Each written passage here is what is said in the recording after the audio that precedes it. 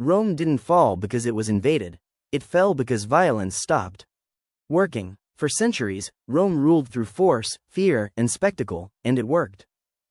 Conquest brought wealth, brutality created order, armies enforced obedience, but over time, violence demanded more wars, more repression, more blood, fear replaced loyalty, armies replaced institutions. Stability required constant escalation. Rome built an empire that could only survive through violence, and eventually, even Rome could no longer afford it. This is not the story of a sudden collapse, it is the story of how the system that made Rome powerful slowly destroyed its ability to survive. Chapter 1: Violence as a Foundation. Rome did not emerge from a peaceful world. From its earliest centuries, the city existed in a competitive and violent landscape of central Italy, surrounded by rival Latin towns, Etruscan powers to the north, and hill tribes pressing from the Apennines. Survival depended on force. Early Roman society was organized around military readiness, with citizenship itself tied to the obligation to fight. Political rights followed military service. To be Roman was to be a soldier. By the 5th and 4th centuries BCE, warfare had become institutionalized. Annual campaigns were expected. Magistrates were elected largely on their ability to command armies. Victory brought land, prestige, and political legitimacy. Defeat carried shame and exclusion. Over time, conquest became not just a tool of survival, but a measure of success. Roman historians like Livy framed expansion as destiny, reinforcing the idea that domination was both necessary and virtuous. As Rome expanded across Italy and later the Mediterranean, violence shifted from emergency response to permanent policy. Conquered populations were stripped of land, enslaved, or bound by unequal treaties enforced through military threat. The spoils of war, enslaved labor, tribute, and territory, flowed into Rome, tying prosperity directly to continued conquest. Stability no longer came from peace, but from controlled aggression. Even in this early period, warning signs appeared. Power accumulated among those most successful in war. Political competition hardened. Violence increasingly solved problems that law could not. Rome's foundations were strong, but they were built on habits that required constant conflict to sustain them. Chapter 2: Conquest without limits. By the 3rd century BCE, Rome had moved beyond survival warfare and entered an era of permanent expansion. Victory in the Punic Wars transformed Rome from a regional Italian power into a Mediterranean empire. Sicily, Spain, North Africa, Greece, and Asia Minor followed. Each conquest reinforced the same lesson: war paid. Generals returned with vast spoils, enslaved populations, and political prestige. The Roman state absorbed new provinces not as equal partners, but as sources of extraction. Rome's economy became structurally dependent on conquest. Enslaved labor flooded Italy after major wars, especially following the destruction of Carthage in 146 BCE and campaigns in the Hellenistic East. Large estates, latifundia, expanded as war captives replaced free farmers. Wealth concentrated among elites who financed armies and competed for commands that promised further plunder. Peace, by contrast, produced no comparable rewards. Without war, soldiers went unpaid, elites lost opportunities, and political competition intensified. As expansion continued, administration lagged behind. Provinces were governed by short-term magistrates whose primary incentive was profit before returning to Rome. Tax farming encouraged abuse. Rebellions became frequent, requiring further military intervention. Violence generated resistance, which justified more violence in return. The empire grew larger, but governance grew thinner. By the late Republic, Rome had reached a point where it could no longer stop expanding without destabilizing itself. Armies existed to fight. Politicians needed victories to survive. Economic systems relied on captured labor and tribute. Expansion was no longer a strategic choice, it was momentum. Rome had built an empire that required constant conquest, even as the costs of control began to exceed the gains. Chapter 3: Brutality turned inward. By the 1st century BCE, Rome's violence no longer flowed only toward foreign enemies. It turned inward, reshaping politics itself. The expansion that had enriched the Republic also destabilized it. Wealth from conquest widened inequality, displaced small farmers, and intensified competition among elites. Political conflict increasingly escaped legal boundaries and entered the realm of force. The breakdown became visible during the civil wars. In 88 BCE, Lucius Cornelius Sulla marched his army on Rome, an act previously unthinkable. Soldiers, once defenders of the state, were now tools of individual ambition. After securing power, Sulla instituted proscriptions. Public lists naming enemies of the regime who could be killed without trial. Their property was confiscated, thousands died. Violence was no longer an emergency measure, it was legalized policy. This precedent changed Rome permanently. Political rivals learned that survival required control of armed force. Assassination, intimidation, and mob violence became routine. The murders of the Gracchi brothers earlier in the century, once shocking, now appeared as early signals of a deeper collapse. Fear replaced compromise. Loyalty to institutions weakened as individuals aligned with patrons. Who could protect them? The cycle intensified with the rivalry between Pompey and Julius Caesar. Caesar's crossing of the Rubicon in 49 BCE triggered another civil war, ending the Republic's authority. When Caesar was assassinated in 44 BCE, violence failed to restore stability. Instead, it produced more war. By the time Augustus emerged victorious, Rome had normalized the idea that power was seized, not transferred. The Republic had not fallen to invasion. It had been consumed by its own methods. Chapter 4: Spectacle, Control, and Desensitization. As political violence destabilized Rome's institutions, public violence became a tool of social management. By the late Republic and early Empire, spectacles of death were no longer rare events. Tied to religious ritual, they were regular, state-sponsored performances. Gladiatorial games, public executions, and animal hunts filled amphitheaters across the empire, drawing tens of thousands of spectators at a time. These events served multiple purposes. They honored the dead, displayed imperial generosity, and reinforced social hierarchy. Condemned criminals, prisoners of war, and enslaved people were killed publicly to demonstrate the consequences of defiance. The crowd's presence mattered. Violence was not hidden, it was communal. Roman authors such as Seneca and Juvenal noted how audiences came to expect blood, and how disappointment followed restraint. Over time, spectacle escalated. Games grew longer, more elaborate, and more lethal. Under emperors like Trajan in the early 2nd century CE, thousands of gladiators and animals could be killed during a single festival. What once shocked now entertained.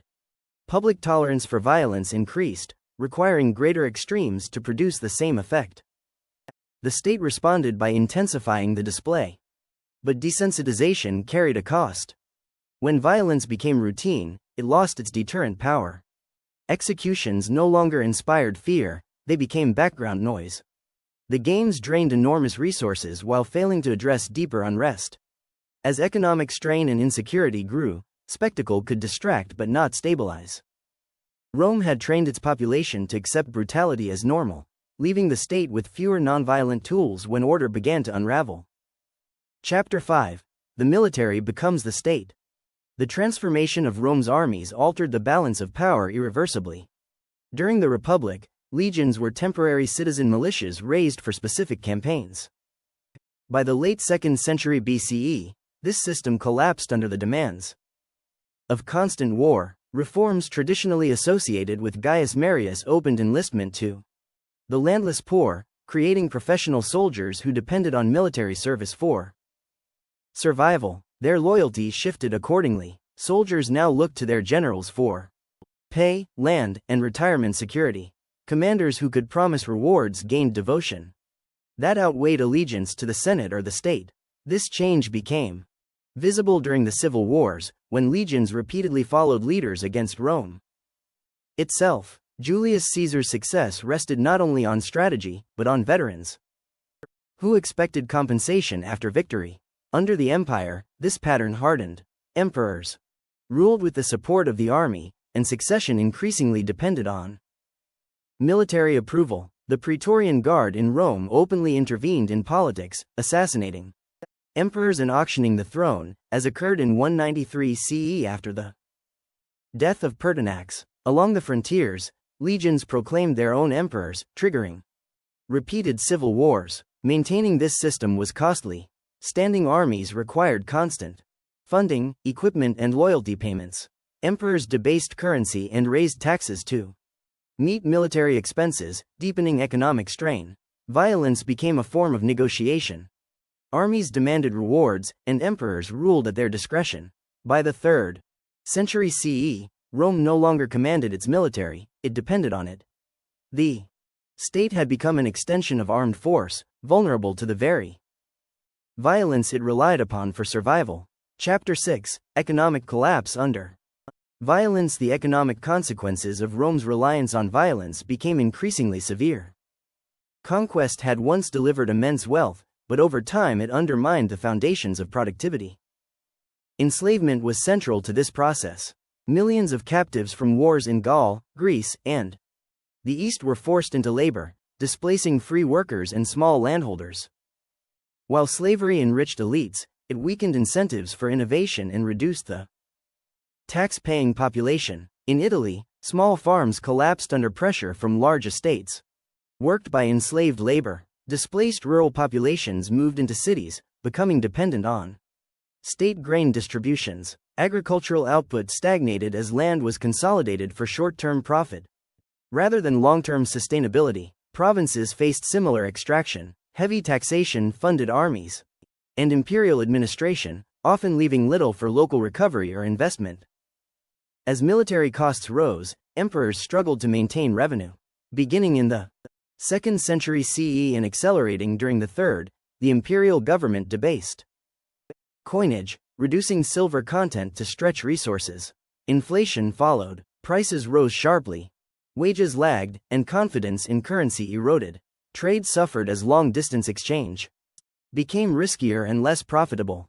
Violence compounded these pressures. Civil wars devastated regions repeatedly. Armies lived off the land, requisitioning food and supplies without compensation. Productive areas were stripped bare to sustain military campaigns that resolved little and destroyed much. By the time Rome faced sustained external pressure, its economy was already hollowed out. The system that violence had built now consumed itself. War no longer generated wealth, it destroyed the very resources needed to sustain imperial power. Chapter 7: Psychological Exhaustion of an Empire. By the 3rd century CE, violence was no longer an event in Roman life, it was a condition. Insecurity touched every level of society. Border regions faced repeated raids. Cities endured shortages, disease, and sudden regime changes. Even Rome itself was no longer insulated from fear. Emperors were overthrown at a pace unmatched in earlier centuries. Between 235 and 284 CE, more than 20 rulers claimed the imperial title, most dying violently. This instability eroded trust. Civilians learned that laws offered limited protection when power shifted by force. Elites navigated politics through caution and silence, aware that accusations could be fatal. Informants thrived in this environment, encouraged by emperors who feared assassination more than invasion. Purges, executions, and confiscations became routine instruments of control. The emperors themselves were trapped by the system.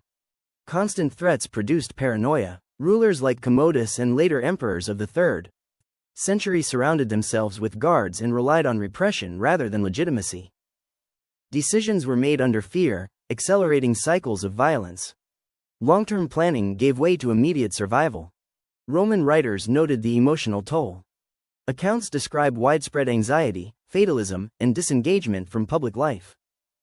Civic pride, once central to Roman identity, weakened as people withdrew into local or personal loyalties. Violence no longer inspired unity or obedience, it produced exhaustion. An empire built on fear required continuous displays of strength.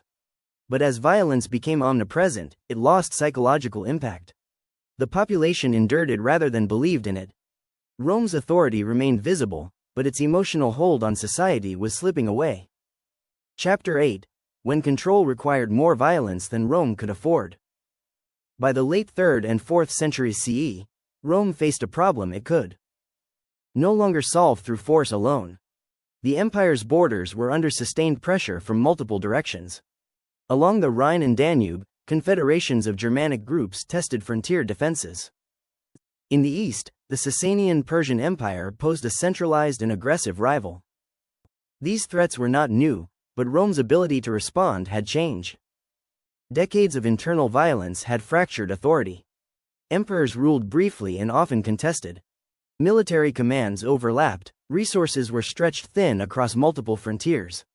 To maintain control, Rome relied on increasingly large armies, fortified borders, and rapid punitive campaigns. Each response required more funding, more manpower, and more coercion. Violence, however, was losing its effectiveness. Repression in provinces no longer guaranteed loyalty. Heavy taxation to support the army provoked resistance and evasion. Recruitment faltered as populations declined and rural areas emptied. To compensate, Rome integrated non-Roman soldiers into the legions.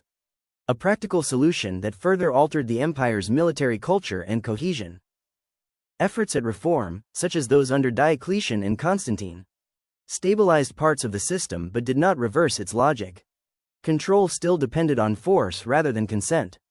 Administration expanded, surveillance increased, and penalties hardened. The cost of maintaining order continued to rise. At this stage, Rome could not reduce violence without risking collapse. Yet it could not sustain the level of violence required to hold everything together. Authority fragmented as regions relied on local powerholders for protection. The empire remained intact in name, but its ability to govern through coercion was reaching its limits. Chapter 9: The Lesson Rome Never Learned. Rome's history reveals a central paradox. Violence built the empire, but it also defined the limits of its survival. In its early centuries, controlled force created security, unity, and expansion. Military success reinforced political authority, and conquest funded the state. Violence appeared efficient, decisive, and self-justifying. But Rome never learned how to stop relying on it. As the empire matured, the conditions that made violence effective changed.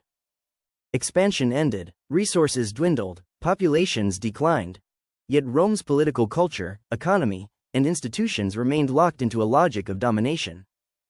Problems that required reform, land distribution, taxation, succession, administration, were repeatedly addressed through coercion instead. Each act of force solved an immediate crisis while deepening long-term instability. The contrast between early and late Rome is stark. In the Republic's rise, violence was limited, collective, and directed outward. In the empire's decline, it was constant, internal, and fragmented. Fear replaced legitimacy. Armies replaced institutions. Spectacle replaced civic participation. The same mechanisms that once unified Rome now accelerated its breakdown. Rome did not fall in a single moment, nor solely to foreign invasion. It eroded over centuries under the weight of its own habits. By the time external pressures became decisive in the West during the 5th century CE, the empire had already lost the ability to govern without force, and the ability to afford that force. Rome's story endures because it exposes a recurring pattern in history. Violence can create power quickly, but it rarely builds systems capable of sustaining it. When authority depends entirely on fear, it must always escalate. Eventually, escalation becomes impossible. Rome reached that point, not because it lacked strength, but because it never learned restraint. Rome's story did not end because it was weak. It ended because the methods that once made it powerful became impossible to sustain. Violence solved Rome's problems quickly, but never permanently.